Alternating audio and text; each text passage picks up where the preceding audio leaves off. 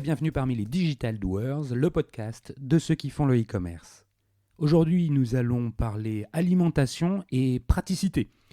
Dans Novispeed, qui n'a pas rencontré une situation lors de laquelle il était difficile de prendre un repas? Pour en parler, j'ai le plaisir de recevoir aujourd'hui Anthony Bourbon, le fondateur de Feed, F2ED. Sa promesse, des barres et poudres nutritionnelles pour une alimentation pratique, économique, saine et équilibrée. Bonjour Anthony, avant de commencer, pourrais-tu te présenter en quelques mots? Bonjour, je suis Anthony, le fondateur de Feed, j'ai 30 ans et je viens de Bordeaux initialement. J'ai lancé Feed en janvier 2017, qui est effectivement une solution pratique pour avoir une alimentation équilibrée sans avoir de préparation à faire. Donc ça va se présenter sous forme de barres, de shakers, de poudre, de boissons déjà prêtes et de snacking pour avoir 100% de vos nutriments en termes de protéines, lipides, glucides, fibres, vitamines, minéraux, oligo-éléments.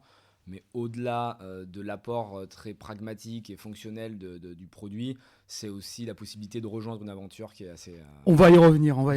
Je n'en doute pas. Avant, tu dis que tu as 30 ans, donc ça veut dire que Feed a 2 ans et demi, 3 ans, je crois que tu me disais. Avant ça, tu as fait autre chose.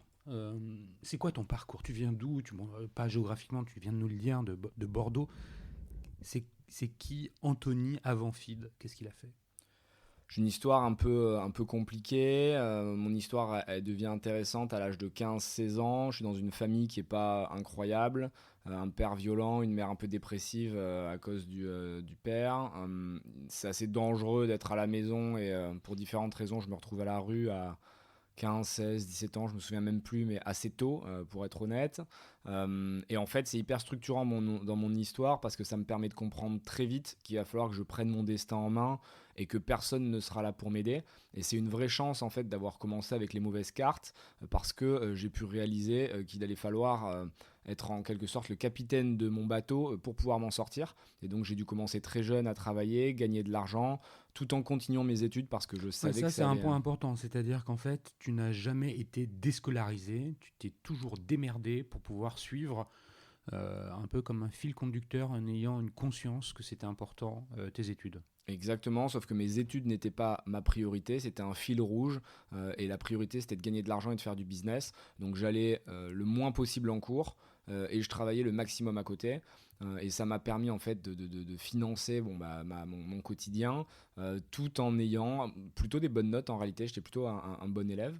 Tu as eu ton bac? Ouais, bac, et puis Scientifique. et puis après j'ai enchaîné sur une fac de droit parce que j'ai compris qu'il fallait comprendre les textes pour pouvoir les exploiter au mieux. Quand j'étais jeune, pour différentes raisons, j'ai dû faire des ruptures familiales pour pouvoir avoir droit à des bourses et j'ai été assez étonné de voir le fonctionnement en fait du droit et j'ai réalisé que le plus important c'était pas la vérité, c'était la manière dont tu l'as présenté, les arguments, la manière dont tu avais tourné tes arguments en fait pour gagner le débat, quoi. Moi, je me souviens de certains moments incroyables où tu es devant un juge des affaires familiales et tu dois expliquer pourquoi tu fais une rupture familiale, pourquoi tes parents sont méchants, pourquoi toi tu es gentil. Et donc, tu as tout le monde qui arrive avec ses arguments, avec des fiches, des attestations, des témoins, et qui disent alors voilà, Anthony, c'est un mauvais enfant, il a fait ça, et voilà pourquoi il s'est retrouvé à la rue, enfin des trucs assez énormes. Et en fait, j'ai compris que la vérité n'importait qu'assez peu, mais que c'était la manière dont tu présentais. Donc, j'étais déjà dans le marketing très jeune. Oui, en fait, tu fais un lien, toi, entre le droit et le marketing. Finalement, le droit, c'est marketer une vérité au travers d'un cadre qui est celui législatif, et tu vas faire dire les choses de façon différente. Ça veut dire que tu es scientifique avant, parce que tu nous dis j'ai un bac scientifique et après je fais le droit. Souvent, on dit que le droit est plutôt littéraire, à juste titre. Euh, c'est dur, le passage entre les aspects maths, sciences, physique, etc., vers une matière qui est un domaine qui est plus littéraire. Ou c'est J'ai trouvé ça naturel. assez simple, moi assez naturel. D'une, parce que le droit au final c'est de la démonstration, un peu comme dans les maths. Donc tu dois utiliser des arguments pour démontrer que tu as raison. Alors c'est moins factuel que les mathématiques parce que si tu veux, il n'y a pas un CQFD à la fin, il n'y en a pas C'est un qui a interprétable. raison. Voilà, c'est interprétable, mais tu as quand même des arguments, tu dois te baser sur des jurisprudences, tu dois te baser sur des textes. Donc quelque part, il y a quand même une part de démonstration, c'est assez logique. Et j'étais quand même assez bon, moi, que ce soit à l'oral ou à l'écrit, j'aimais beaucoup le français. Et à l'époque, c'est un peu mes parents qui m'avaient forcé à faire un bac scientifique parce que c'était le lycée élite à Bordeaux où pour rentrer c'était compliqué et moi je voulais faire du littéraire, donc finalement j'avais à la fois le côté littéraire que j'aimais bien et puis le côté scientifique que j'avais appris pendant mes études précédentes. Après le droit pour moi c'est pas qu'il faut pas le respecter, mais c'est que c'est fait par des humains, donc à partir du moment où c'est fait par des humains c'est biaisé. Tu vois, il y a plein de choses qui ont été validées par des humains et qui ont été terribles dans l'histoire de l'homme, donc je considère que le droit tel qu'il est aujourd'hui ce ne sera pas forcément le même dans 10 ans ou dans 20 ans. Donc le droit, moi j'ai pas un énorme respect pour ce qui est écrit, d'autant plus que c'est rédigé par des hommes qui sont puissants et qui représentent les élites. Et moi, en tant que mec qui vient du peuple, je préfère bien le maîtriser pour pouvoir le mettre de mon côté. Bon, voilà, ok, pour pouvoir jouer avec. Tu fais 5 années de droit, tu deviens. T'obtiens un master. Ouais, 2 Master 2, Master 2 des affaires, Master 2 immobilier. Donc, quelque part, en fait, on peut imaginer que tu as une voie tracée euh, dans un cabinet d'avocat, droit des affaires, etc. C'est pas le chemin que tu suis et, et tu ne le suis pas parce que tu as entrepris, au sens de entrepreneuriat du terme, véritablement, tu as entrepris déjà depuis longtemps pendant tes études de droit. Raconte-nous un peu euh, comment les choses se sont faites. T'as raison de le dire, l'entrepreneur, c'est quelque chose de bien plus profond que simplement monter un projet quand tu sors d'HEC. T'as beaucoup de jeunes aujourd'hui qui sont dans la Startup Nation et qui vont t'expliquer que ce sont des entrepreneurs nés et qu'ils ont toujours eu ça dans le sang.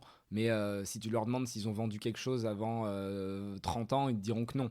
Pour moi, le vrai entrepreneur, c'est le mec un peu de la rue qui vend des fringues, des tapis, qui vend des trucs un peu borderline, mais qui veut s'en sortir d'une manière ou d'une autre. C'est celui qui, faute d'avoir un métier, va trouver une autre manière de gagner de l'argent. Et la vraie définition littéraire, c'est ça, l'entrepreneur, c'est le mec qui se démerde et dont personne ne veut. La réalité. Et maintenant, c'est devenu un truc à la mode, c'est devenu branché. Mais être un entrepreneur, à la base, c'est pas du tout stylé. C'est tu galères, tu vends ce que t'as, t'essaies de trouver des idées pour gagner un peu d'argent. Et moi, c'est ce que j'ai fait quand j'avais 15-16 ans. J'ai commencé par des trucs tout pourris. J'avais un pote qui était au Maroc, il nous ramenait des caleçons Dolce Gabbana, mais qui étaient complètement faux. Nous, on les revendait dans nos collèges, dans nos lycées respectifs. Après, on rachetait les calculettes qui marchaient plus, ou nos potes nous donnaient les calculettes TI 89+, qui étaient mortes. Et nous, on essayait de les réparer, de changer les programmes, de mettre des applications dessus. Et en gros, on essayait de mieux maîtriser les sujets que nos copains qui avaient le même âge. Et comme eux, ils avaient de l'argent de poche et trucs comme ça, ben, on gagnait leur argent de poche. Et c'est comme ça que tout a commencé. Et en fait, quand tu commences très jeune, même si t'es pas très doué, même si j'estime que j'ai toujours senti un peu, tu vois, le business, j'ai toujours su où est-ce qu'il fallait aller pour générer de la valeur, bah, t'apprends très vite. Et donc, l'apprentissage que j'ai fait entre 15 et 30 ans, je considère que j'ai 15 ans d'expérience. Et tu peux pas avoir 15 ans d'expérience à 30 ans si t'as pas connu la street comme ça, tu vois, vraiment dans la galère, quoi. Donc, ouais, Qu'est-ce que tu as fait pendant tes études de droit? Qu'est-ce que tu as fait? Parce que je sais la réponse, mais je voudrais que tu nous la donnes. Tu as ton bac, tu rentres en fac de droit à Bordeaux, tu as toujours besoin de te financer. Euh, Qu'est-ce que tu entreprends dans la suite de ce que tu avais commencé à faire pendant le lycée? J'ai fait tous les business inimaginables pour gagner de l'argent. C'est-à-dire que dès que j'avais une opportunité, je la saisissais. J'achetais des scooters qu'on retapait avec des potes et on les revendait plus cher. On achetait après des voitures, soit en France, soit à l'étranger, qu'on importait. Et du coup, comme on en achetait plusieurs d'un coup, ben, on avait des bons prix. On changeait les jantes pour qu'elles soient plus belles et installer des packs luxe sur la voiture et pouvoir la vendre surcotée. Et tout s'est accéléré, c'est-à-dire qu'à partir du moment où tu es ouvert à l'argent et à partir du moment où tu es ouvert au business et que les gens savent que tu es plutôt malin, tu crées une sorte de flux continu d'opportunités autour de toi. Il y en a qui sont très bonnes, d'autres qui sont très mauvaises, mais c'est le jeu et vraiment il ne faut pas avoir peur de faire des erreurs. Et il y a plein de gens qui vont te reprocher ton passé, qui vont te reprocher tes échecs. Moi au contraire, je trouve que faire des erreurs c'est une chance exceptionnelle. Il y a des gens qui te reprochent ça. Bah, tu sais, quand tu es dans un milieu aujourd'hui assez bourgeois, moi j'ai la chance d'avoir un peu d'argent maintenant et de fréquenter des gens d'une classe sociale plutôt élevée par rapport en tout cas Celle d'où dont je tu viens. viens. Euh, Et il y en a qui vont te dire, ah ouais, mais toi, t'es pas un vrai noble, tu vois, t'es pas un truc, t'as de l'argent, mais t'es un nouveau riche. Et tu vois, t'as toujours ce côté un peu stigmatisant de, ah, mais comment t'as eu de l'argent au début? Ah, t'as fait de l'argent parce que t'as vendu des voitures, machin. Alors que moi, j'assume complètement, tu vois, j'ai pas honte du Mhm. tout. Et au Mais contraire, ça, c'est pas reprocher tes erreurs. non, mais Ça, c'est c'est de la reprocher le jalousie, ça. passé, tu vois, ça a toujours les gens qui vont te dire, ah, mais t'as pas fait ci, ou t'as pas fait ça, ou ça, c'était mal parce que tu fais pas toujours des choses bien, tu vois. Mais ce que je veux dire, c'est que peu importe les erreurs que tu as pu faire dans ton passé, Mhm. ce qui compte, c'est l'homme ou la femme que tu es en train de devenir, ce que tu es en train de créer, de générer. C'est pour ça que moi, quand je recrute, je regarde même pas le CV des personnes, je leur demande pas de m'expliquer tout ce qu'ils ont pu faire avant. Je regarde juste est-ce qu'ils sont motivés, déterminés pour changer et pour mettre un impact immédiat sur leur avenir. Donc le passé, les gens vont souvent vous en parler, mais c'est souvent pour se rassurer de leurs propres échecs. Et au final, les bourgeois qui me reprochent aujourd'hui d'être ce que je suis, c'est-à-dire un mec qui n'a pas forcément leur code, qui n'a pas forcément la même manière de s'exprimer, qui va parler beaucoup plus vrai, qui va être beaucoup moins politique, bah, ils me font pas envie parce qu'en réalité, c'est des gens qui ont hérité, c'est des gens qui n'ont aucune valeur de l'argent parce que depuis tout petit, on leur a tout donné. Et je pense pas que ce soit une chance. Ça, je veux te dire, c'est l'expérience qui parle, hein. On le sent que tu as éprouvé tout ça. Je reviens quand même sur ce que tu faisais pendant ton, ton droit. Tu vendais des bagnoles. Enfin, oui, c'est ça. Car dealer. Euh, et tu as fait autre chose.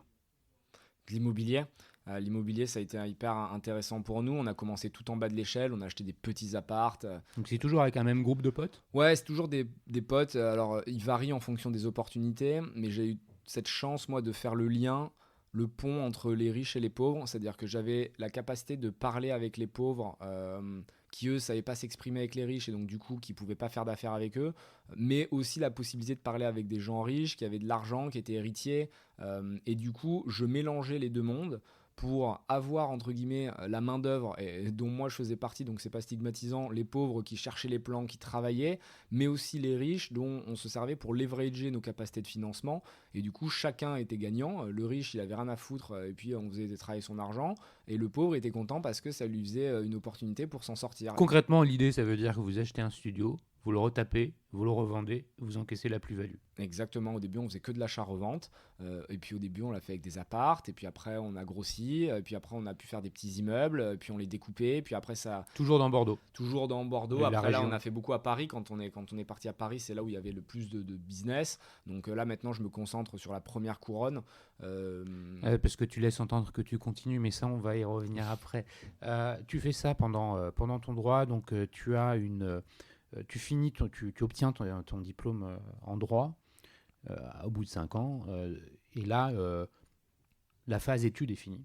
L'étudiant est fini, c'est le nouveau professionnel. En fait, tu n'es pas nouveau professionnel, parce que tu continues tout ce que tu avais commencé à entreprendre pendant tes études, enfin même pendant ton lycée, qui s'est poursuivi pendant tes études, et là, tu deviens un entrepreneur euh, accompli déjà, finalement, en ayant, je sais pas, 23, 24 ans, c'est ça. Ouais. Et là, tu continues ce que tu as commencé à...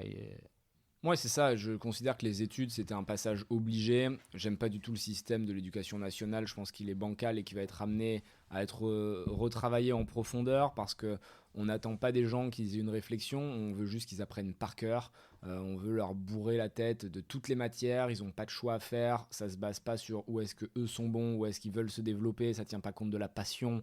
Donc pour moi, c'est quelque chose qui va disparaître très rapidement. Donc j'y vais parce que je sais qu'il me faut de la légitimité, de la crédibilité. J'ai zéro contact, j'ai zéro famille, j'ai pas d'argent qu'on appelle love money dans le monde startup. Je sais que personne me prêtera pour commencer.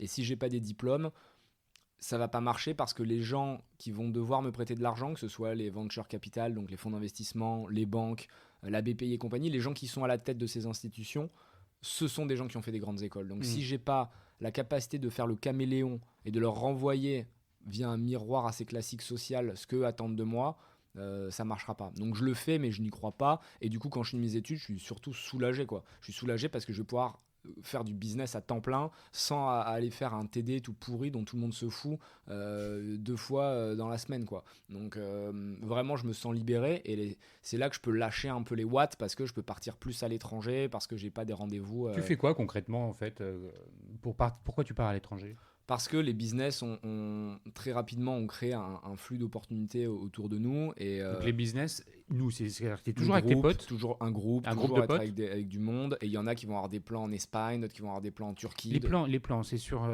On est toujours sur 2 activités, voiture, immobilier. On est hyper ouvert, hein, honnêtement. Nous, on prend dès qu'il y a de l'argent et qu'il y a un truc à faire, on y va. Donc, la plupart du temps, c'est effectivement de l'immobilier. Ça va être de l'achat de voiture, ça va être de l'achat de terrain, de l'achat de matières premières. Ça va être acheter des boîtes de nuit, des trucs qui sont complètement divers et variés. Et il y a des fois, on fait des très mauvais coups. C'est-à-dire que parfois, on perd tout notre argent, on est dégoûté. Mais en fait, c'est hyper important de ne pas avoir peur de l'échec. Et moi, je pars du principe que jusqu'à 25-27 ans, je peux me permettre de faire n'importe quoi. Parce que dans tous les cas, ce sera une expérience. Donc, j'ai zéro limite. Pourquoi après, c'est plus une expérience? Parce que je considère que passer, allez, 25-27, peut-être pas, mais je m'étais dit 30 ans à la base. Mais dans les faits, j'ai un peu calmé à 25-27. Je m'étais dit jusqu'à 30 ans, tu fous le bordel, tu fais tout ce qui est possible. Et tu verras bien ce qui se passe. Et en réalité, je réalise que c'est quand même hyper fatigant de travailler d'arrache-pied puis de tout perdre. Ça m'arrive 1 ou 2 fois. Et vraiment tomber très bas, c'est pas facile parce que en fait, c'est ma seule phobie. Moi, j'ai peur de rien. Même la mort, si tu veux, ne m'inquiète pas plus que ça parce que j'ai pas d'attache particulière, si tu veux, de famille ou quoi que ce soit. Mais la seule chose qui me... Pas encore. Pas encore, voilà, on va dire c'est TBD, c'est en train d'être créé. Mais ce que je veux dire, c'est que la seule chose qui m'angoisse, c'est de redevenir pauvre. Tu vois, cette sensation de plus être maître de ta vie et de devoir mendier aux gens un peu d'argent, de ne pas savoir où dormir. Attends, mais c'est un point qui est hyper important parce qu'on en a parlé un petit peu avant l'enregistrement de l'interview. Tu veux pas redevenir pauvre, c'est pas tu veux devenir riche, c'est tu veux garantir ta liberté. Hein, je me trompe pas, c'est bien ça en fait. Tu dis l'argent, c'est le moyen de garantir ma liberté. Et finalement, l'expérience passée qui était liée à un niveau de pauvreté m'a contraint et m'a bridé dans ma liberté. Et c'est ça ce à quoi tu es attaché, non? Exactement.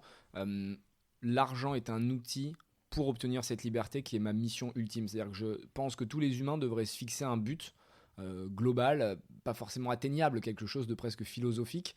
Ça peut être le bonheur, ça peut être la liberté. Et moi, c'est la liberté. Je parle même pas de bonheur parce que c'est quelque chose qui m'intéresse mais qui n'est pas une priorité pour moi. C'est la liberté, mon but ultime. C'est-à-dire que je dois pouvoir faire ce que je veux, quand je veux, avec qui je veux.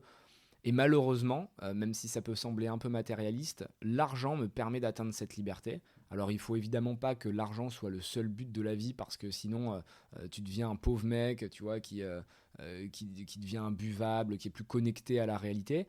Mais il faut pas nier une réalité qui moi me semble essentielle et que j'assume à 200%.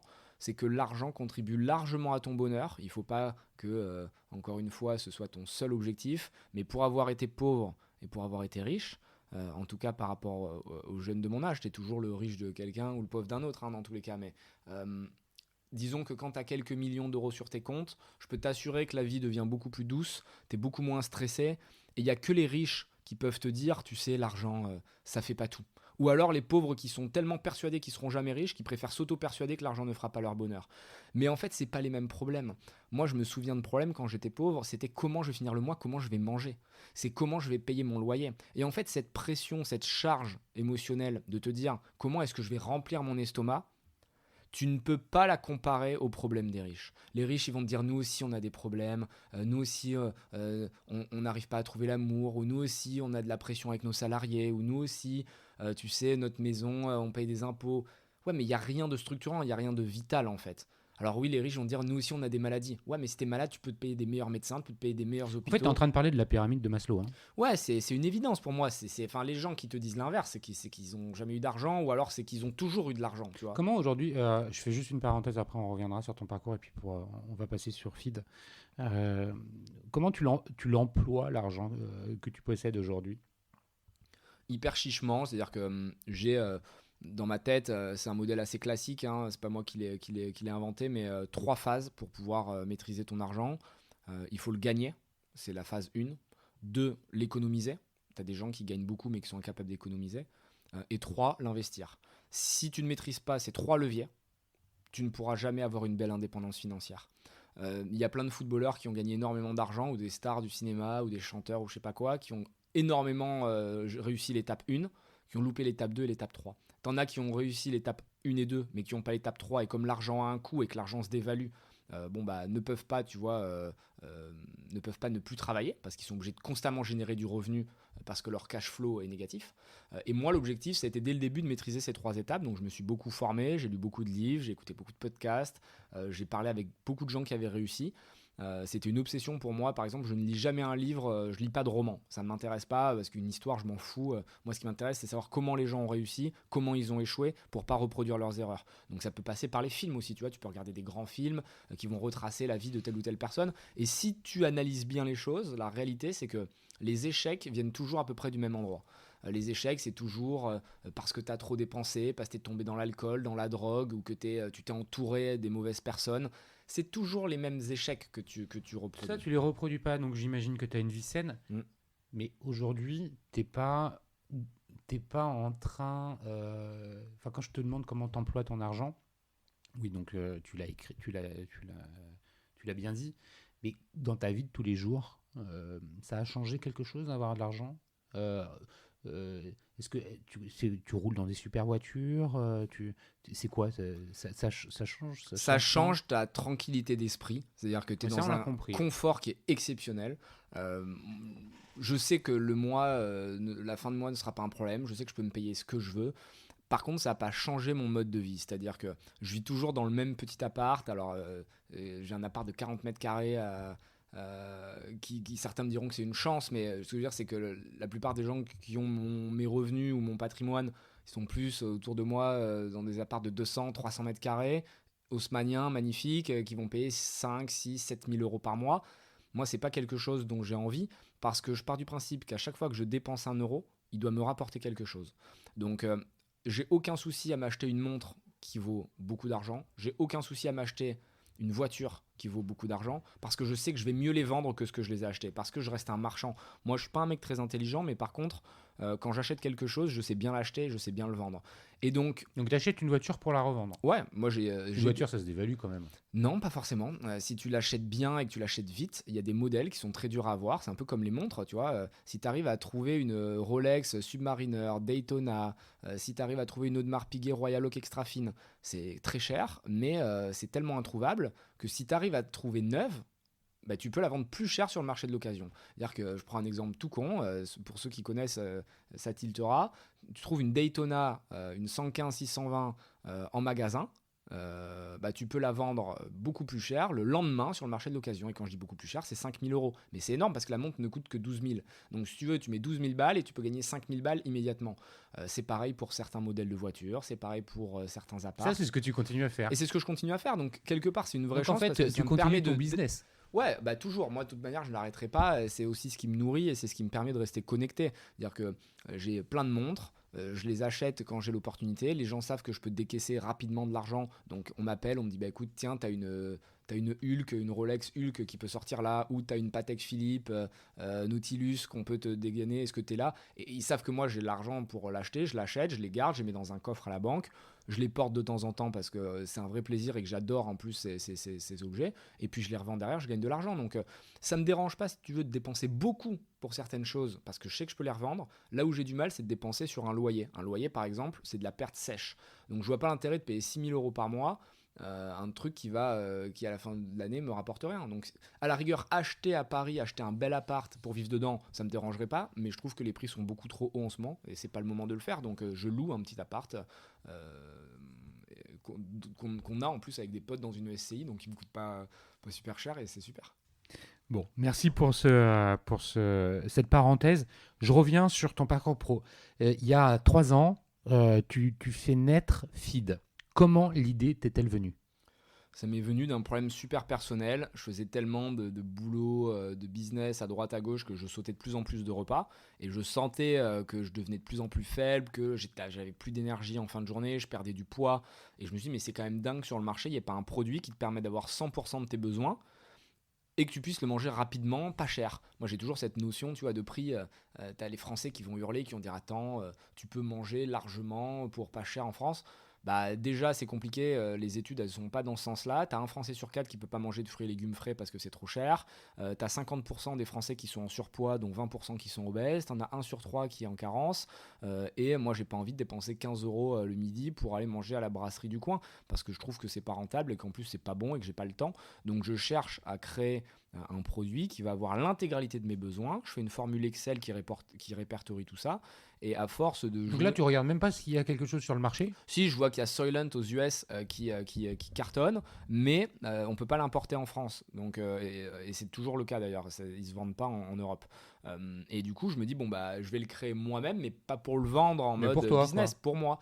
Et Pour le côté pratique pour toi. ouais, le côté pratique, c'est-à-dire que je fais de la poudre le week-end, je mélange mes ingrédients et je fais de la poudre. Et la semaine, bon, Tu bah, mélanges tes ingrédients. C'est quoi tes ingrédients? c'est flocons d'avoine, graines de sarrasin, farine de lin, des vitamines et minéraux que j'achète à la pharmacie, que je broie dans ma poudre. Et je prends 5 doses de poudre pour un repas et je m'en fais 3 kilos d'avance le week-end. Et comme ça, quand je suis pressé la semaine, pas pour tous les jours, encore une fois, l'objectif, c'est pas de manger que ça. Ouais. C'est juste quand t'es pressé, t'es dans l'avion, t'es dans le train, t'es sur un chantier, un truc, bon, bah, t'es opérationnel.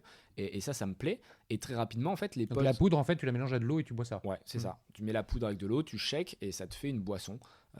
Et c'est un index de glycémie super bas, ce qui fait que ça va te répartir les nutriments pendant de longues heures et t'as vraiment pas Mais ça, faim. ça, tu l'as découvert après. Ouais, non, mais Sur le moment, en fait, t'as une satiété de ouf, mais quand j'ai fait le produit, c'est-à-dire que je me suis intéressé à la nutrition. Moi, je suis D'accord, un dès peu le départ. un obsessionnel, c'est-à-dire que j'adore comprendre et j'adore apprendre. Donc, si je me mets sur un sujet, tout à l'heure, tu vois, je te parlais des montres. Je peux t'expliquer le fonctionnement d'une Patek VS une Audemars Piguet VS une Rolex. Je peux t'expliquer les différents, je peux t'expliquer leur histoire, je peux t'expliquer la cote précise de chaque montre, parce que si tu maîtrises pas ton sujet, tu vas te louper. Donc quand je me mets sur un sujet, je l'apprends et Donc je suis meilleur que le vendeur. D'accord, donc là, tu rentres à fond. Et là, je Alors rentre à que fond dans c'est la pour nutrition. toi, hein, c'était C'est pour moi, ton mais j'ai envie de faire propre un bon besoin, produit. mais tu c'est-à-dire fais quelque chose de bien. j'achète des bouquins de nutrition, je regarde de quoi le corps a besoin, quelles sont les vraies Ouais, donc nécessités. vraiment, tu doses les Ah ouais, je suis hyper aliments, précis. pas au pif, quoi. Ah non, non, je suis hyper précis. Je me base sur l'EFSA, l'Agence européenne de l'alimentation, sur ce que recommandent les nutritionnistes. Dès les le diététiciens. départ. Dès le départ, parce que si je fais Incroyable. une solution, il faut qu'elle soit bonne pour moi. Donc le but, c'est que ce soit meilleur que de manger ma pizza ou mon McDo. Donc dès le début, je fais un truc qui est sain. Et je cherche même des ingrédients qui ont un index glycémique bas dès le début, parce que je sais que l'index glycémique, je le comprends en lisant les livres, c'est ce qui va te répartir toute la journée les nutriments, et que c'est un peu l'inverse du fast-food. Le fast-food, quand tu vas manger, tu manges T'as tout de suite plus 4 faim. burgers, tu as l'impression que tu es calé pour la journée, Puis 2 heures sauf après, que tu as tu un crèves la pic de dalle. glycémique parce que c'est rempli de sucre et de Ouais. mauvais sucre, et donc juste après, tu as une rechute glycémique. Et 2 heures après, tu as la dalle, tu comprends pas comment c'est possible parce que tu te dis, mais je me suis enquillé un énorme McDo et j'ai faim. Mais en fait, c'est juste que tu as activé ton métabolisme très rapidement et tu as tout digéré. Alors que FIT, c'est l'inverse.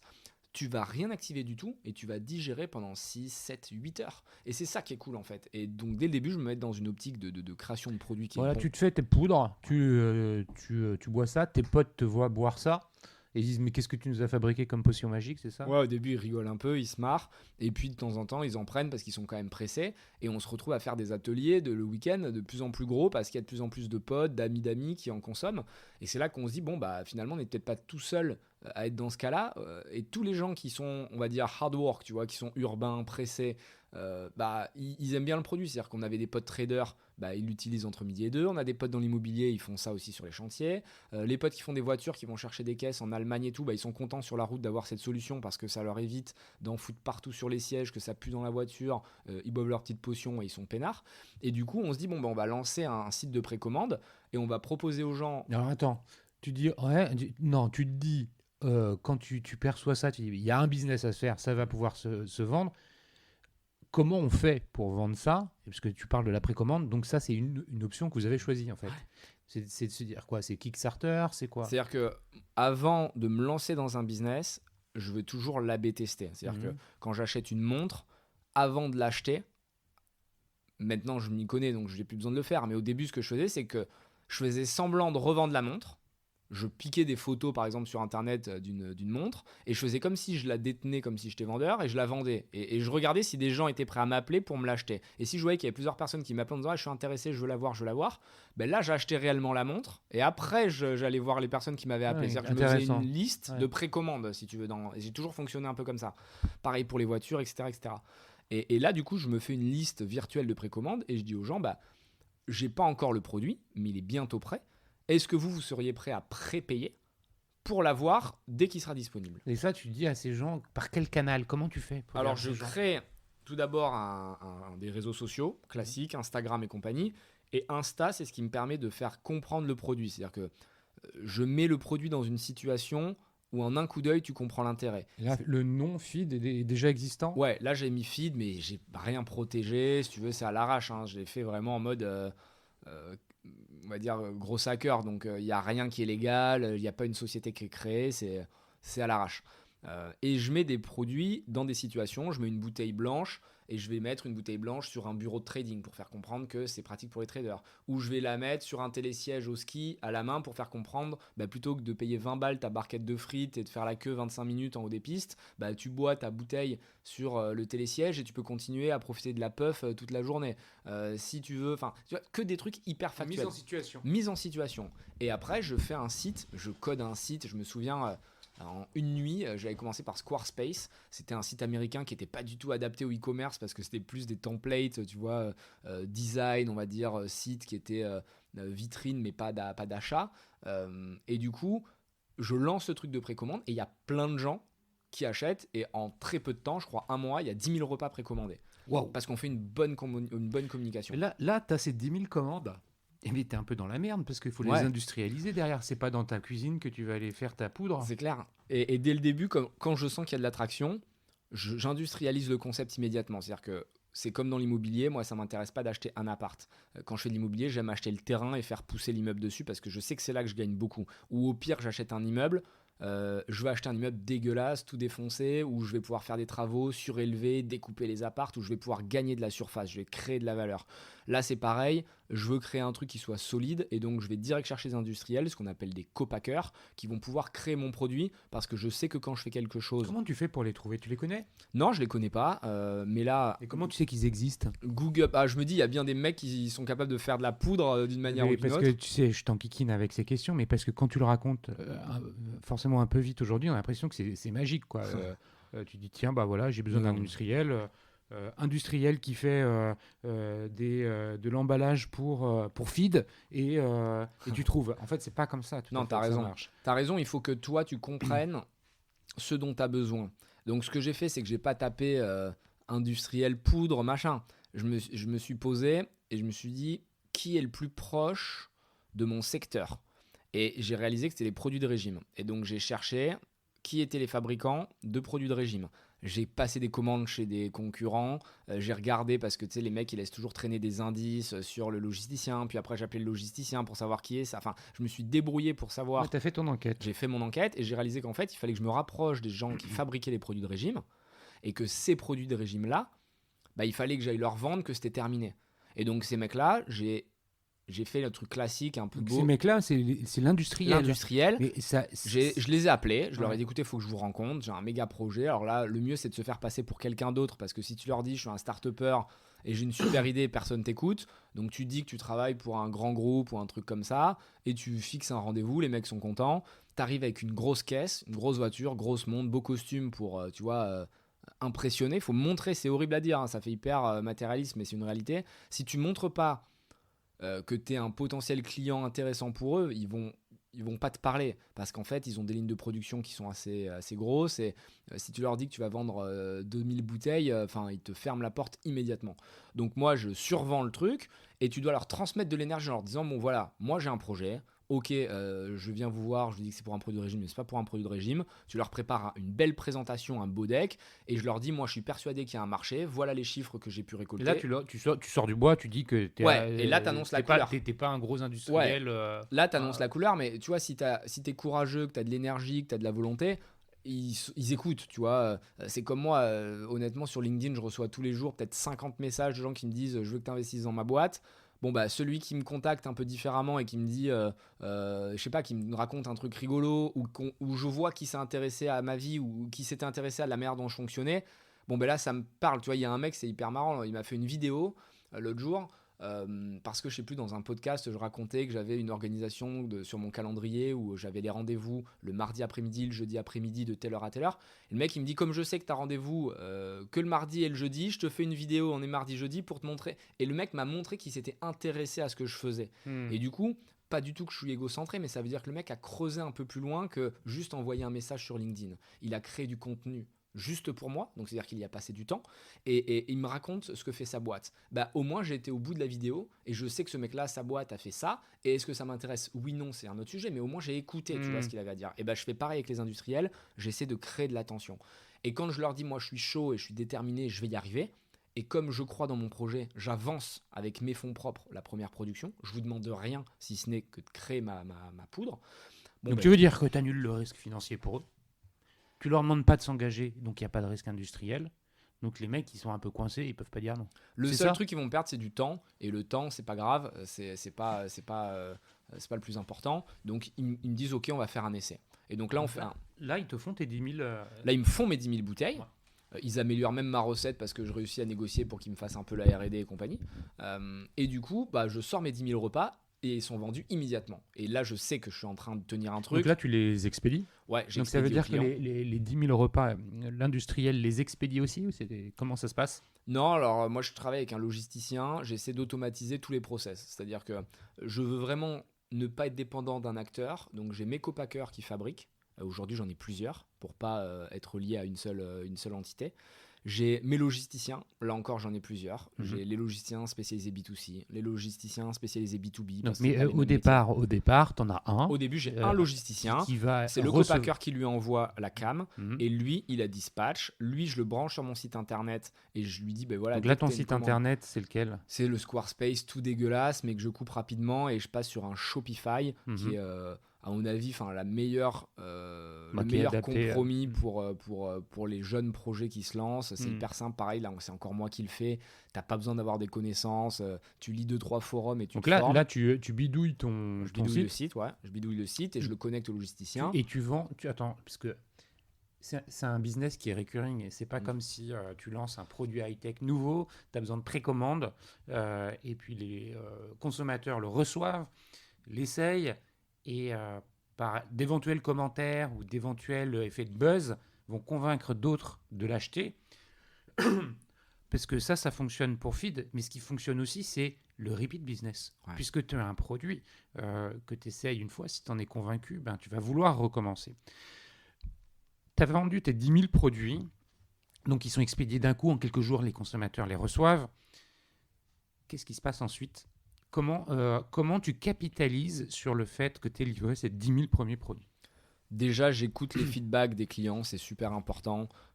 Faut savoir que le client a toujours raison. Et pour moi, c'est une chance incroyable d'avoir ces 10 000 early adopters, puisqu'ils vont me permettre de challenger le packaging, l'UX, donc l'expérience utilisateur, le goût, la communication. On va améliorer les messages. Feed, on est en constante amélioration parce qu'on écoute, et aujourd'hui on a des algos qui le font et compagnie, mais on est constamment en train de faire ce qu'on appelle des KYC, des Know Your Customer.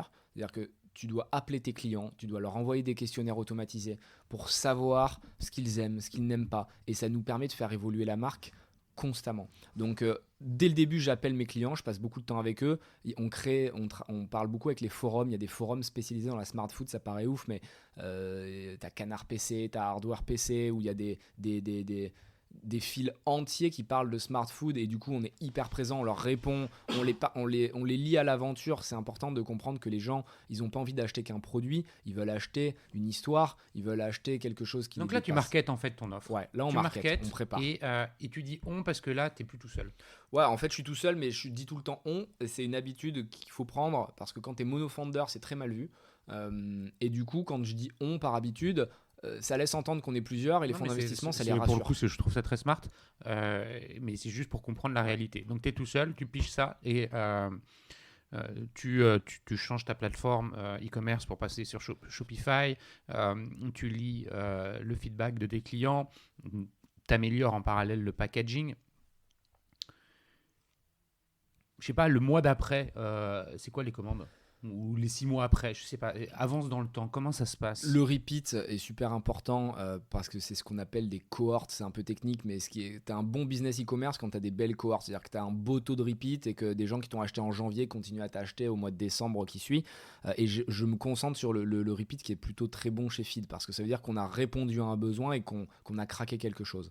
Et malgré tout, on se base pas que sur le repeat parce qu'on veut être dans de l'ultra croissance. C'est-à-dire que moi j'aime les projets qui vont très vite, je suis un passionné, je suis très ambitieux, déterminé, résilient, mais il faut que ça aille vite. Moi, je ne peux pas lancer une startup qui met 3 ans à décoller. Donc, immédiatement, quand je vois que ça prend, j'injecte 100 000 euros dedans que j'ai économisé de mes autres business. Et là, je reproduis encore une plus grosse production. Immédiatement, elle se revend instantanément. Et donc là, Et là, on est combien de temps après la vente c'est des 10 immédiat, 000 premiers? C'est quoi? c'est le mois qui suit, quoi. Non, mais tu vois, c'est important. Ouais, Le mois timing, qui suit, le mois qui suit. on enchaîne. Et là, le copacker, il se dit, ah ouais, il parle pas pour rien, c'est pas une flûte. Et là, il commence à nous dire, bon, ben, on va pouvoir vous faire des facilités de paiement, peut-être dans quelques mois. Et on commence à faire du vrai business. Et en parallèle, je lève des fonds, parce que je sais qu'il va falloir grossir vite, auprès de Business Angel, Sensei Ventures, pour pas les nommer. Je les rencontre dès le début de l'aventure. Et il y a un fit humain à ce moment, tu vois. Quel fonds t'en as besoin? Pourquoi? Le BFR?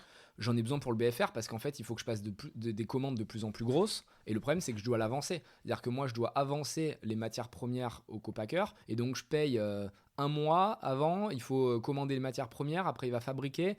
Moi, je vais vendre, mais je ne vais pas forcément vendre immédiatement, avoir le cash immédiatement. Donc, j'ai un delta qui est assez long. Et si je veux pouvoir grossir, il me faut du cash. Okay. Donc, je lève 500 000 euros auprès de Business Angel qui n'ont aucun chiffre. Là, et là, on est quoi 3 mois après le lancement des 10 000? Là, on est en janvier 2017. Tout ça en parallèle. Janvier 2017, c'est 3 mois après la vente des 10 000 premiers. Ouais, c'est le mois d'après. C'est le mois d'après. C'est le mois d'après. Voilà, le mois janvier. Un mois après, tu livres 500 000. C'est ça. Et donc là, je lève 500 et là, j'accélère et là, je vais voir les copackers. Et là, tu distribues toujours au travers de ton site et tu fais de l'acquisition par Insta, par les réseaux sociaux. Ouais, c'est quoi dès que j'ai les 500 000 euros d'acquisition? Dès que j'ai les 500 000 euros, je fais de l'acquisition en mode violent. C'est-à-dire que je prends 500 000 euros, je mets 500 000 euros en acquisition. Je cherche pas à comprendre. Campagne Facebook, Instagram, Twitter, on teste tout, YouTube, toutes les plateformes. Tu le fais tout seul? Au début, je le fais moi.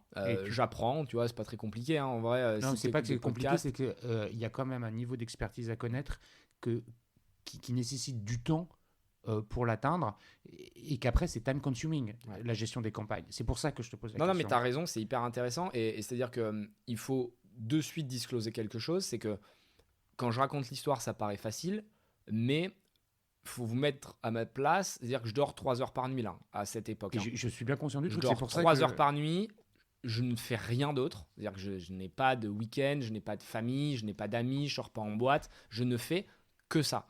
Et donc, ouais, comme je dors très peu, moi, quand je sens qu'il y a un truc intéressant, je suis vraiment à 1000%, ben, je me forme en parallèle sur tout. Donc, en même temps que je me forme sur la nutrition, je me forme sur l'acquisition, sur le SIA, je me forme sur tous les sujets qui sont immédiats. C'est-à-dire que le SEO, par exemple, je laisse de côté. SEO, pour ceux qui ne connaissent pas, c'est, on va dire, le référencement naturel sur Google. Mais ça va mettre 6 mois à s'implanter parce que les algos de Google mettent du temps à comprendre. Il faut que ton contenu soit... Il faut que le contenu soit quali, etc. Donc ça, je m'en fous, je laisse de côté. Je fais que du SIA. SIA, ça veut dire que tu payes pour apparaître dans Google dans les top résultats tout en haut. C'est un système d'enchères assez classique. Et si tu payes plus que ton concurrent, bah, tu es devant lui.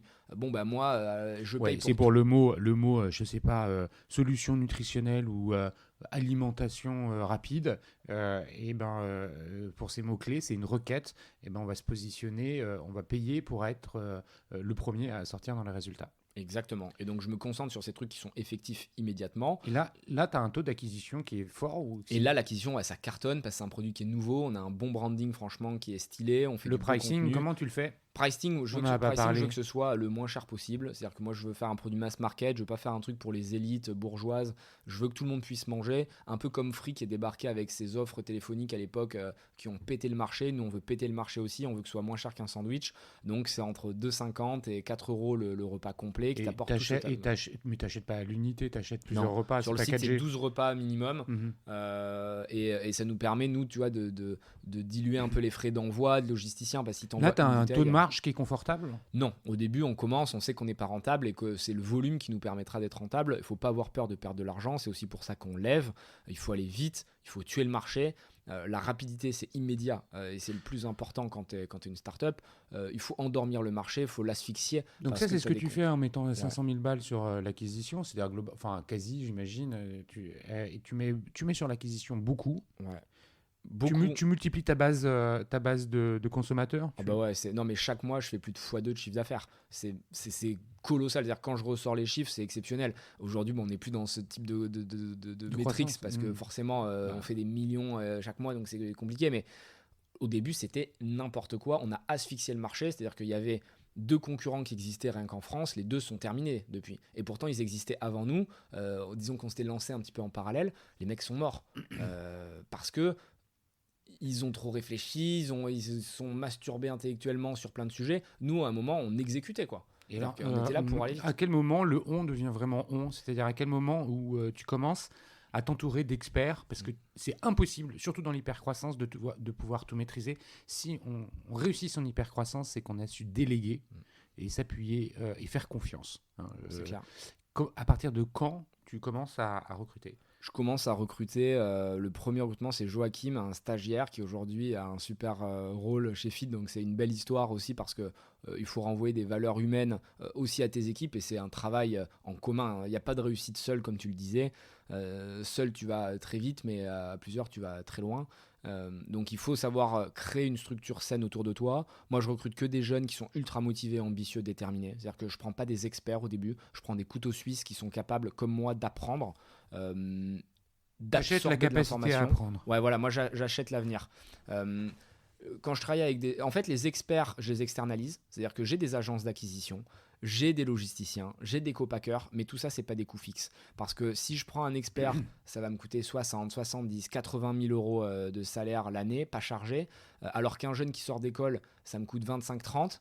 Mais en plus, je peux le former à ma manière. C'est-à-dire que je peux le créer, c'est pas du tout que je vais l'utiliser ou quoi que ce soit, mais c'est qu'il n'est pas tombé dans les méandres des grands groupes, à faire des réunions toute la journée. Il va absorber mon énergie et Joachim, c'est le bon exemple. Il est arrivé, je sais pas, il avait peut-être fait un stage avant, mais bon, grand maximum. Et je lui ai dit, bon mec, c'est pas compliqué. Regarde, on va travailler de telle manière, on fait ça. Et il a absorbé ce que je faisais. Et du coup, lui-même a retransmis au suivant, etc.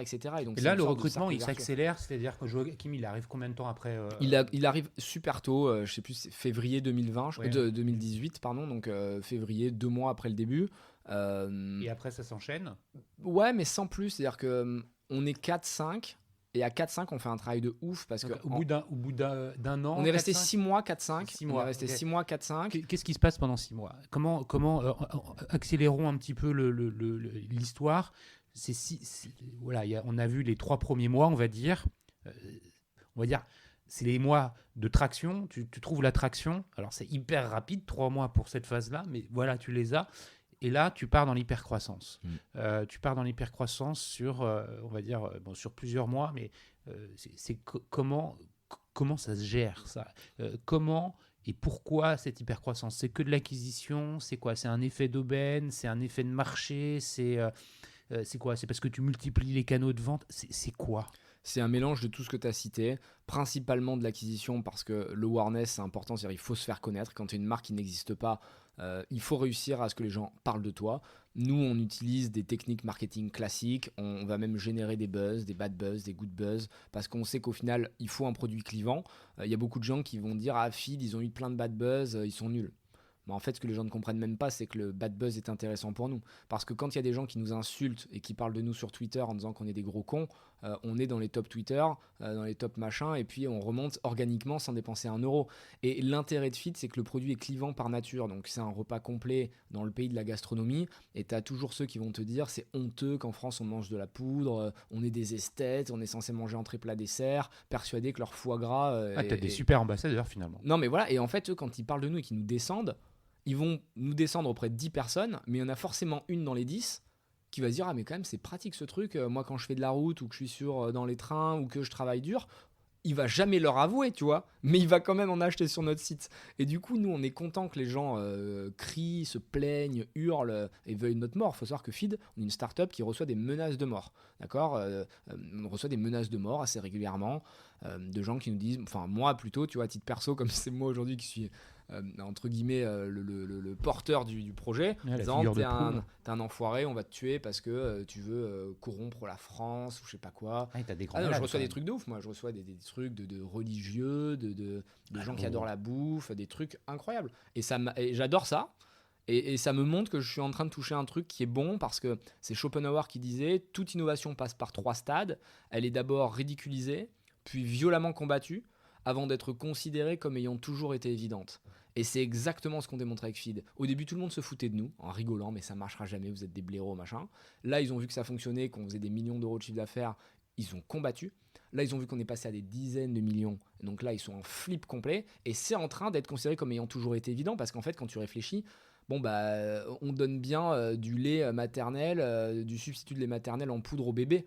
Et ça choque personne alors que le bébé il est à l'étape de sa croissance où il est le plus fragile. T'es fort. Et T'es fort. Non, mais c'est vraiment un argument béton. T'es très fort. Dis-moi donc cette hypercroissance qui s'enchaîne très rapidement après que tu lances ton business, c'est peut-être même un cas d'école, une hypercroissance qui part comme ça. Je reviens sur les canaux de distribution parce que je sais qu'aujourd'hui tu es distribué ailleurs. Je peux te trouver chez Monoprix juste à côté, ailleurs que sur ton site internet. Est-ce que c'est quelque chose qui rentre dans le plan, qui est mis en œuvre dans les 6 mois qui suivent le lancement, ou ça vient encore après, et que cette hypercroissance sur, on va dire, les 6 mois qui suivent, les 3 premiers, elle est exclusivement digitale? ça part vraiment du digital. C'est Internet qui nous permet d'avoir cette croissance extrême parce que le offline, ce que j'appelle le offline, donc la grande distribution, ça demande des moyens beaucoup plus traditionnels et donc beaucoup plus longs à mettre en place, du référencement, il faut des vendeurs qui aillent pousser les produits.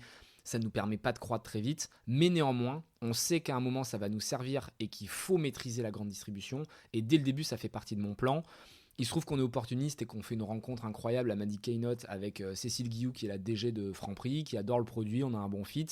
Et là, de suite, elle nous dit, il faut qu'on se rencontre, on lui pousse les produits, ça se passe bien, on fait un test dans 50 magasins, et l'histoire s'emballe en parallèle. Tu vois, le offline Et ça, devient c'est notre quand, deuxième jambe. hein Ça, c'est en février-mars, c'est hyper rapide. Février-mars 2018, donc 2-3 mois après Ah le ouais. début. C'est hyper rapide. Mais on enclenche tout, c'est-à-dire qu'en fait, Tout quand tu es une s'enclenche en même temps. startup, moi, je simplifie le débat. Maintenant, j'investis beaucoup dans des projets en tant que business angel et on me demande souvent, est-ce que tu penses qu'on fait ça ou comme ça?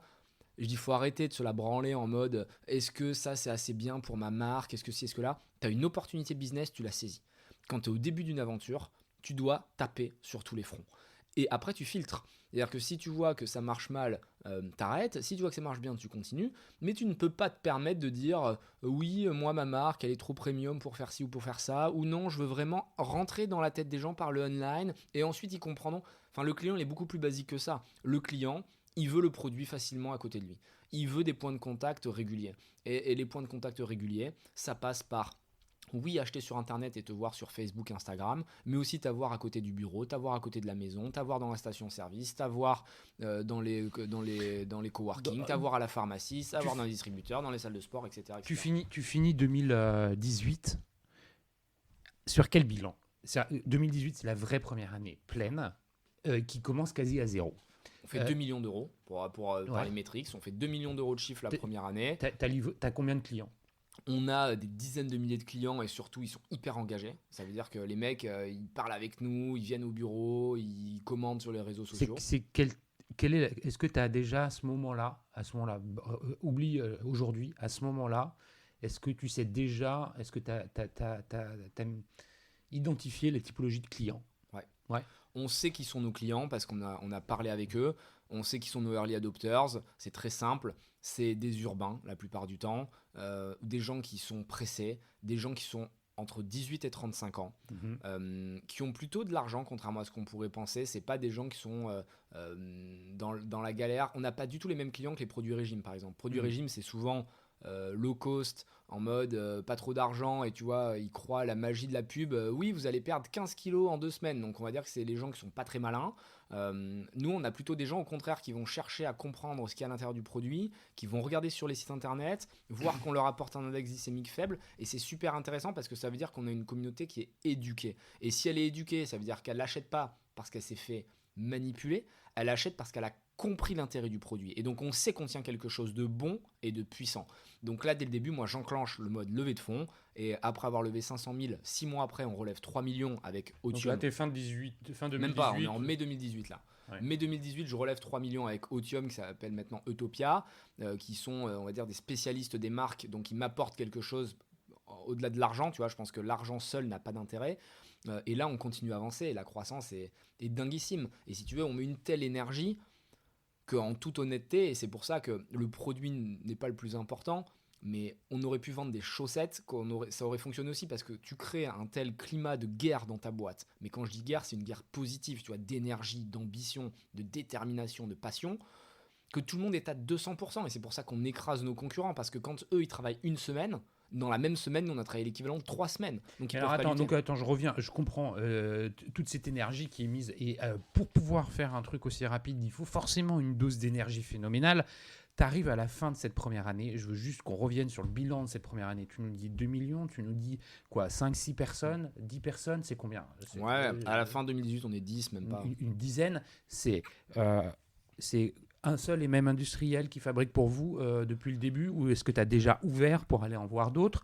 Tu as toujours un seul logisticien, tu as toujours ton Shopify? Juste pour qu'on, tu vois, Ouais. marquer L'évolution. l'évolution. On est fin 2018, vite fait, hein, sans rentrer dans le détail, mais de tête, c'est quoi? Mon site a évolué, le site est devenu plus pro, donc on a fait travailler des freelances dessus, on a mis des modules différents, donc on a amélioré le Shopify, mais en partant de la base existante. Donc amélioration de l'UX. Amélioration de l'UX, hyper important pour la transformation et compagnie, parce que moi quand j'ai fait ça, j'avais aucune idée, tu vois, de comment faire un beau parcours client, etc. Copacker, on en a des nouveaux parce qu'on fait de nouveaux produits, donc on s'est mis au bar, donc il nous faut un copacker qui fait des bars. Donc là j'essaie de dispatcher mes commandes parce que je veux pas être dépendant d'un seul mec. Logisticien, on a changé parce qu'on est en froid avec notre premier logisticien qui en gros n'est plus capable de suivre notre rythme. Donc c'est un conseil que je donne à tout le monde. Attention logisticiens qui font signer des contrats la plupart du temps sur 3 ans, sauf qu'un logisticien qui est adapté au début n'est pas forcément adapté quelques mois après. Donc lui, il est incapable de suivre la croissance et il fait de la merde. C'est-à-dire que même quand tu es censé externaliser à des gens qui sont des professionnels, bon bah ils sont pas forcément bons quoi. Et c'est quelque chose qu'il faut expliquer. Et je vais pas donner leur nom pour pas les pourrir, mais s'il y en a qui veulent leur nom, qui m'envoient des messages privés, je leur conseillerai les bons logisticiens à Paris ou en Ile-de-France. Donc il faut être capable de bouger vite et de pas. En fait, quand tu délègues, c'est hyper important de déléguer parce que si tu délègues pas, tu meurs, tu fais un burn-out et t'imploses littéralement. Mais c'est pas parce que tu délègues que tu ne dois pas suivre. Parce que si tu délègues, bah tu sais pas sur qui tu tombes et tu peux tomber sur un mec qui maîtrise pas bien son taf ou qui est pas forcément le meilleur. Donc il faut suivre, il faut regarder, il faut challenger, il faut regarder les KPI, c'est vital. Et donc voilà, on va continuer à faire évoluer cette offre en industrialisant au maximum, en automatisant un maximum de process. Mais c'est clair qu'il faut se réinventer tous les 3 mois parce que tous les 3 mois on change d'échelle. Donc, tu as un nouveau logisticien à fin 2018, un Shopify qui est plus performant. Tu as levé un peu plus de 3 millions sur l'année. Tu as une base client. Tu as un outil CRM? Ouais, au début, on utilise les classiques Mailchimp Automation et compagnie qui sont liés à Shopify. Mais très rapidement, on va changer parce que c'est... Tu passes sur quoi? On passe sur MR6. MR6, on passe sur MR6, mais qui est très gros et pas hyper réactif pour le coup. Et après, on rechange pour aller sur Actito. Enfin, tu vois, il y a vraiment des étapes constantes. D'apprentissage. Fin 2018, il y a un peu plus d'1 an. Là, on enregistre, on est début février 2020.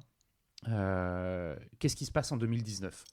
2019, ultra croissance. Donc là, on parle d'ultra croissance. Au début, disons que oui, tu as des métriques folles parce que c'est le début. Donc tu fais 50 000 euros le premier mois, puis 100 000 le deuxième, puis 200 000. Donc c'est impressionnant parce que tu fais x2, mais ça reste des montants, on va dire, raisonnables. Le truc, c'est qu'en 2019, on commence à parler en millions d'euros. Et là, tu ne maîtrises plus rien. C'est-à-dire que ça part en sucette. Mais avec en fait cette formule magique qui est toujours appliquée, enfin qui est pas si magique, et toujours pareil. c'est-à-dire de l'acquisition, du repeat business, un parcours client fluidifié, donc un taux de conversion qui est bon, c'est la maîtrise des réseaux sociaux, des messages, le marketing de plus en plus performant. C'est exactement ça. Et c'est ça. L'ensemble, la secret sauce qui fait que ça prend. Le produit aussi, toujours améliorer le produit. C'est-à-dire que c'est ça. Le produit, parce que, finalement, le packaging, tu dois toujours t'améliorer. Non, mais le produit, parce qu'aujourd'hui, quand tu vas sur le site de Feed, tu vois qu'il y a plusieurs typologies de produits. Peut-être qu'il y a un an et demi, ce n'était pas aussi varié. C'est clair. Donc, comment tu fais ta R&D ? Est-ce que tu as externalisé ça aussi ? Parce que tu nous as dit à un moment, finalement, mon copacker, il m'a aidé à améliorer mon produit. Est-ce que c'est toujours une dynamique dans laquelle tu t'inscris ou est-ce que tu as internalisé ça ? Comment tu t'es ouvert à d'autres canaux de distribution ? Tu nous as parlé de Franprix pour la première année, mais peut-être qu'aujourd'hui, c'est plus que Franprix. Tu parlais des stations-service. Où est-ce que tu es distribué ? Comment tu gères ça ? Comment tu gères ta force commerciale ? Parce qu'à juste titre, il faut être référencé. Comment ça se fait tout ça en si peu de temps ? Ouais. Énorme énergie évidemment à la base pour maîtriser tous ces sujets. Tu as raison, ils sont tous importants. Pour les reprendre dans l'ordre, et si j'en oublie, n'hésite pas à me relancer. Offline, effectivement, on active tous nos réseaux. Je recrute un directeur sales, Nicolas, qui vient de Coca-Cola, qui a un bon profil, mec qui vient de HEC, mais pour le coup, tu vois, pas le HEC bullshit qui se la branle, un mec qui va mettre les mains dedans et qui est vraiment smart. Il crée sa propre équipe offline, donc je lui délègue vraiment en toute autonomie, il bombarde sur ce champ-là.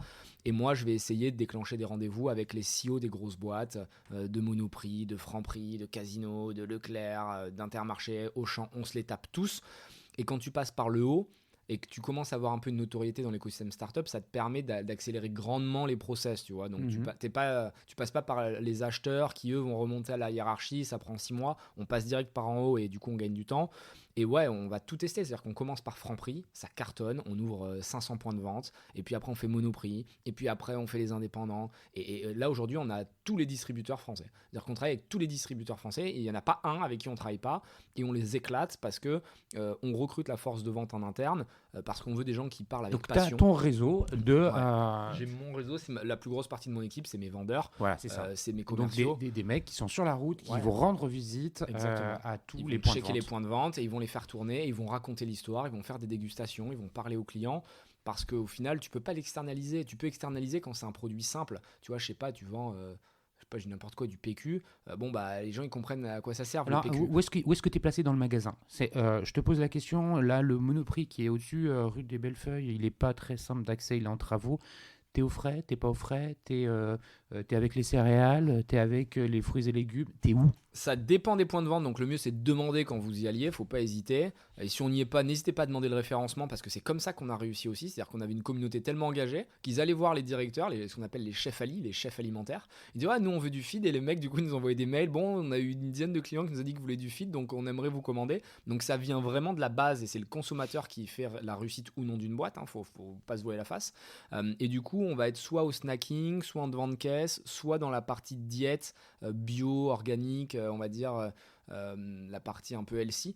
Donc ça dépend des gens. Nous, ce qu'on aimerait, c'est que comme chez Monoprix, il y ait des rayons smart food qui s'intègrent un peu partout pour montrer que on n'est pas un produit de régime, on n'est pas un produit, on n'est pas là pour être à côté des produits bio qui ne sont pas renouvelés depuis 20 ans, même si on a un cahier des charges hyper rigoureux, vegan, sans gluten, sans lactose, fabriqué en France, etc., etc. Nous, ce qu'on veut, c'est simplifier le quotidien, et l'idéal, c'est d'être à côté des sandwichs, parce que c'est là qu'on doit intervenir. Nous, on doit intervenir à côté du sandwich triangle dégueulasse que tout le monde ne peut pas blairer, mais parce que tu as que ça à bouffer dans ton frigo là, ou dans ta machine automatique, tu le prends par dépit, mais le jambon il est rempli de sulfite, tu manges ça, tu te frappes quoi. Et si tu offres ça à ton enfant, c'est comme si tu mets une tarte dans la tronche de ton enfant. Tu vois, faut les gens, moi je les invite vraiment à lire des trucs sur ce sujet. Vous êtes fou d'avaler ça, c'est un livre qui a été écrit par un ancien de la grande distribution, mais lisez ce truc là. Et puis après, on verra si vous continuez à faire vos courses. Mais vous allez voir des histoires de fous. Et donc, on va revenir sur deux secondes sur les produits et la gamme qui s'est étendue. Et puis après, on enchaînera sur c'est quoi Feed en 2020. Les réseaux de distribution, là, tu as cité tous les grands. Quand je t'entends en parler, je me dis, mais attends, est-ce qu'il est distribué chez Decat? Alors Decat, on Parce que discute avec eux, mais je me dis quelque part, les sportifs, euh, c'est aussi un segment de ta clientèle. ouais, carrément. Le mec qui part en montagne, tu parlais tout à l'heure au ski, sur son télésiège, en train de boire son feed, parce que c'est plus simple que de bouffer un sandwich qui est à moitié congelé, écrasé dans son sac à dos. Et que ça évite de mettre 25 balles dans une barquette de frites toute grasse là-haut. Ça veut dire que le monde du sport, on pense à ceux qui font des trails, tu vois, il y a plein de sports d'endurance qui sont, à mon avis, demandeurs, qui ont Bien un sûr. besoin autour de cette typologie de produits. C'est une autre façon de distribuer. Est-ce que où, tu vois, et je cite Decathlon, je pourrais citer Alltrix Ouais, ou Sport, EcoSport, ou le Vieux Campeur, ou le des Vieux trucs comme ça. Campeur. Bien sûr, on les a adressés. On a créé un pôle out of home, c'est hors domicile, quoi, en gros. C'est-à-dire qu'on a 2-3 personnes dans l'équipe qui ne sont là que pour aller déclencher du B2B en direct. Ça va être dans les salles de sport, dans les magasins que tu as cités, dans des compétitions ou dans des ultra-trails, dans des coworking, dans des pharmacies. L'objectif, c'est vraiment de mettre le produit dans un maximum de points de vente pour augmenter le nombre de points de contact avec le consommateur et lui simplifier l'accès au produit. En fait, à part si tu as le meilleur produit de l'univers et que c'est exceptionnel, les gens vont faire 100 km pour aller le chercher, à ma connaissance, ça n'existe pas. Le consommateur, il va pas faire un effort démesuré pour acheter son produit, quoi. Donc il faut que tu lui simplifies la vie, il faut que tu puisses lui mettre dans la main facilement. Et c'est là où le rôle de la startup, c'est de démocratiser le produit et de réussir à le foutre partout. Et alors justement, pour pouvoir réussir à le foutre partout, c'est-à-dire que quand tu pars mass market, au début, tu es sur les early adopters, puis après les copains des early adopters. Bon, il y a une stratégie industrielle, marketing qui s'enclenche pour pouvoir parler au mass market. Et là, peut-être, enfin, c'est une question, tu rentres dans des stratégies marketing éprouvées de grandes distrib, de gros alimentaires, moins en mode gros hacking, mais plus organisé. Ouais. Est-ce que c'est une étape vers laquelle tu te diriges qui serait quelque part normale, logique et incontournable ou pas? Tu es obligé à un moment de structurer tes process, mais tu dois garder de la flexibilité, de l'agilité que les grands n'ont pas, parce que si tu les copies, tu deviens comme eux. Et si tu deviens comme eux, ils gagneront parce qu'ils ont plus de moyens que toi, plus de ressources que toi. Donc évidemment, il faut structurer. Et nous, on est en train, c'est une de nos grosses missions de structurer parce qu'on est passé quand même de 10 personnes à 100 personnes très rapidement. Si tu n'as pas mis en place tes onboarding, tes outils, t'imploses. Et c'est très compliqué. Il y a 2 choses qui peuvent tuer une startup. C'est pas assez de croissance ou trop de croissance.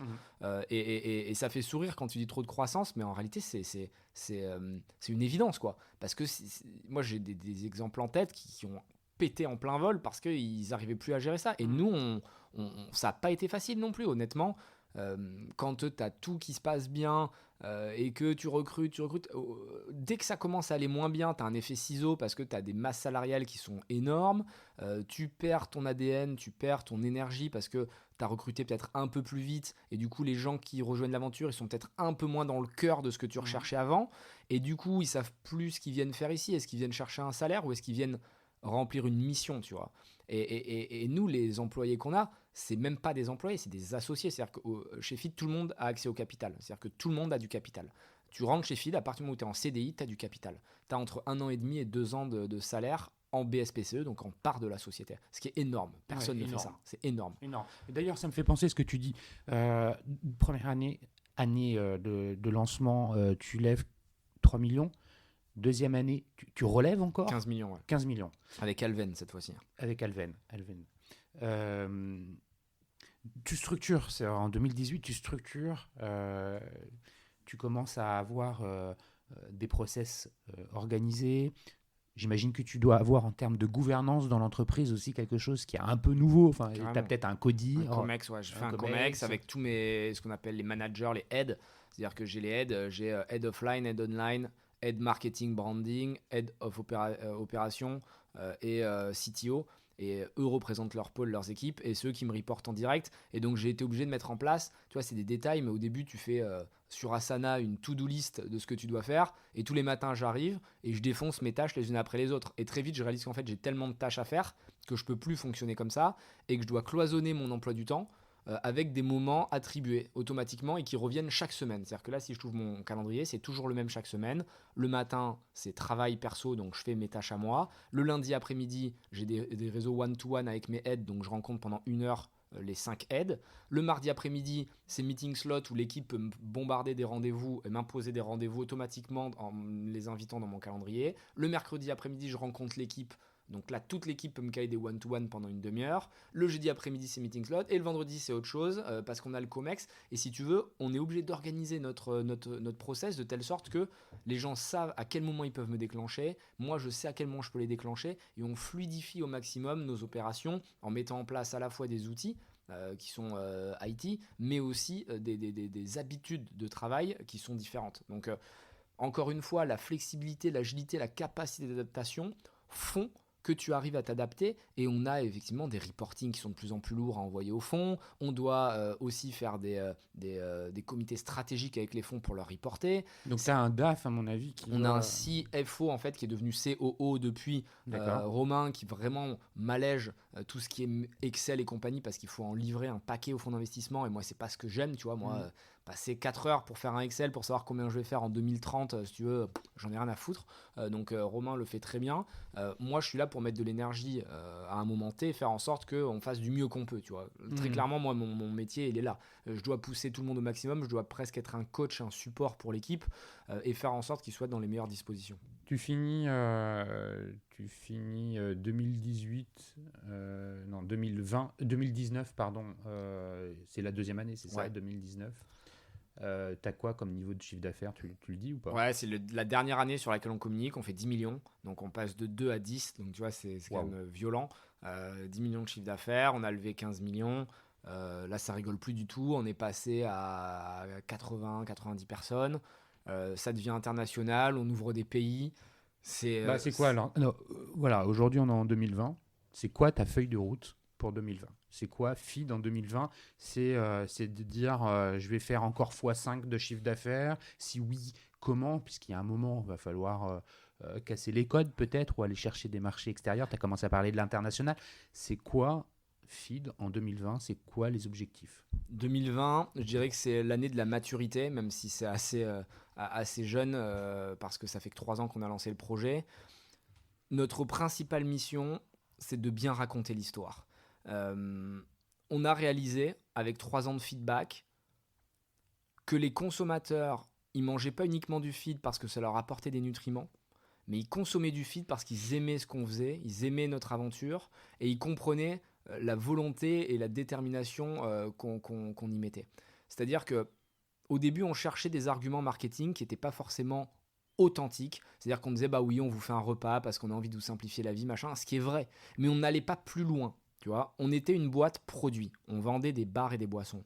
Et petit à petit, on s'est libéré, et je parle pour ma part, donc c'est ma responsabilité, c'était mon erreur. On a commencé à se libérer dans différents podcasts, dans différentes interviews, en expliquant d'où on venait. Ce que je t'ai raconté tout à l'heure, en mode voilà mon histoire. Et si tu veux, c'est devenu feed un peu presque une revanche contre le déterminisme social.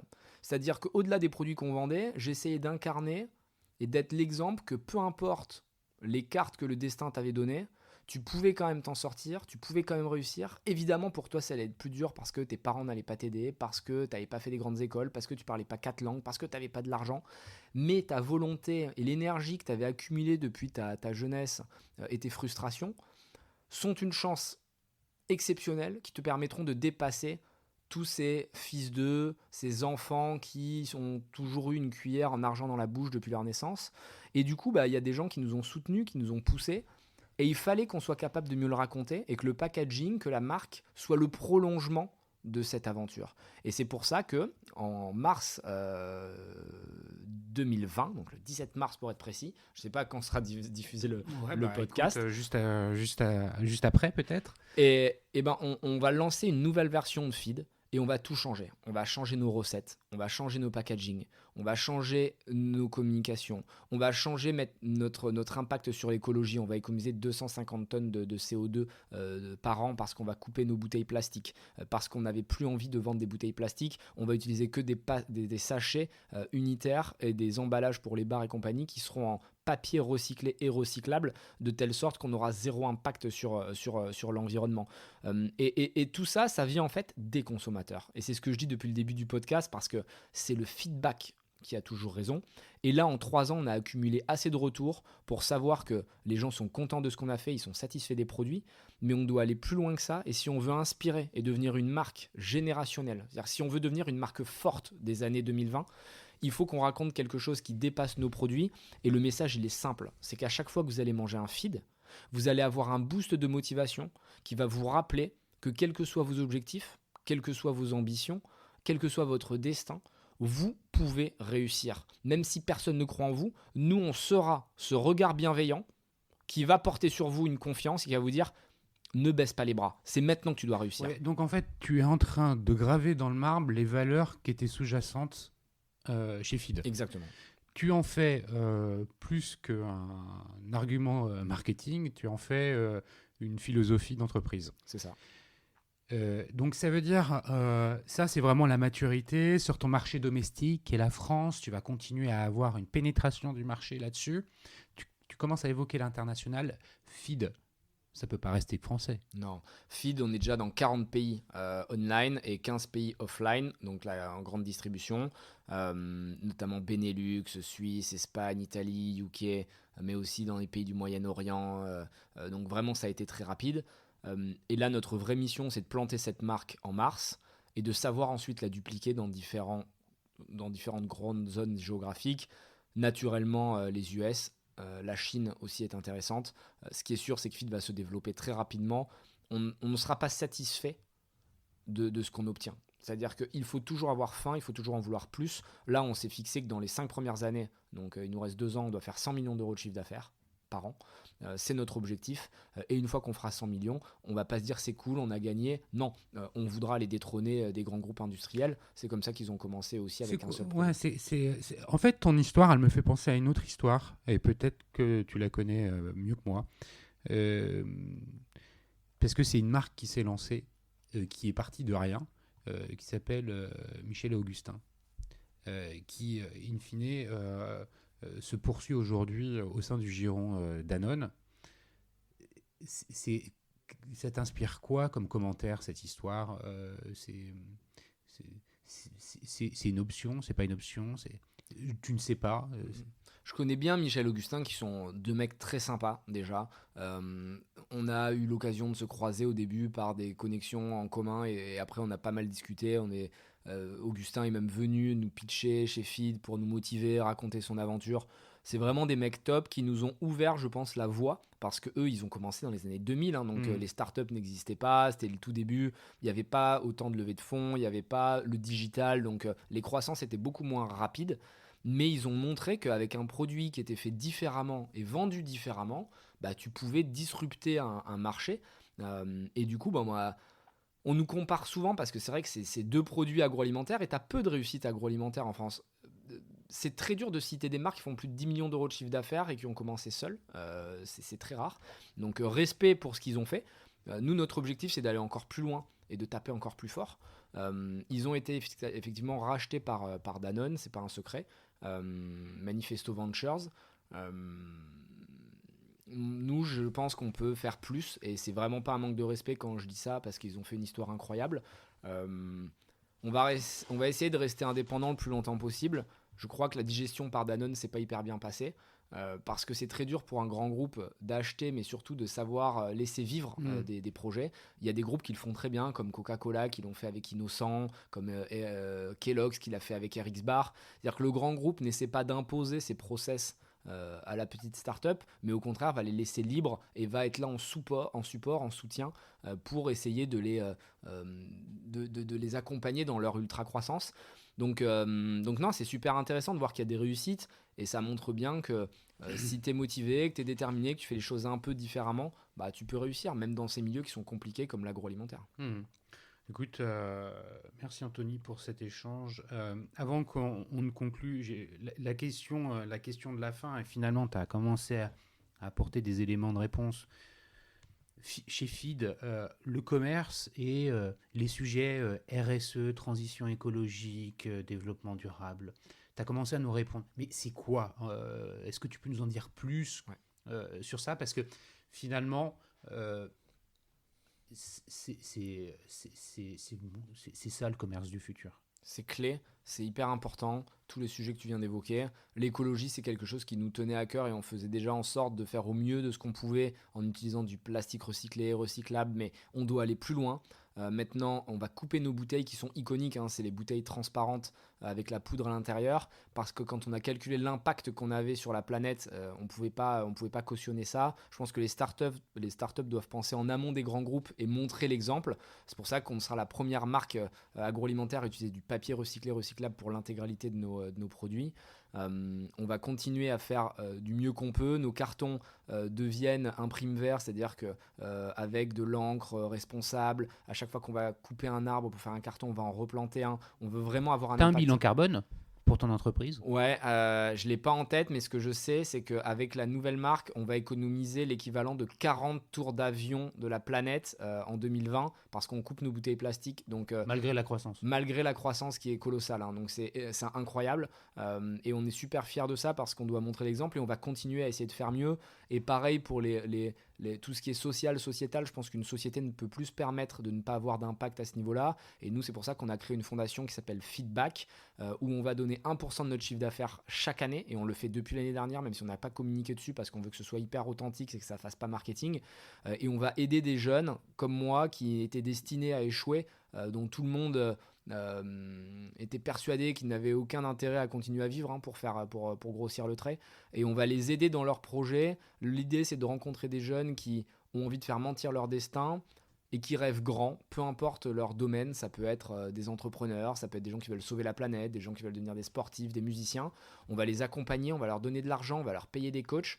Et on a des histoires humaines incroyables. Et ça me permet à moi aussi de me remettre en question et de me dire, attention Anthony, ne deviens pas un blaireau, ne deviens pas ce que tu détestes, un mec pédant qui pète plus haut que son cul, parce qu'il faut que tu restes connecté au sol. Et quand je vois des projets qui sont encore dans la souffrance, ça me rappelle d'où je viens et ça me rappelle que je ne dois pas oublier en fait mon passé, parce que c'est mon passé qui est structurant.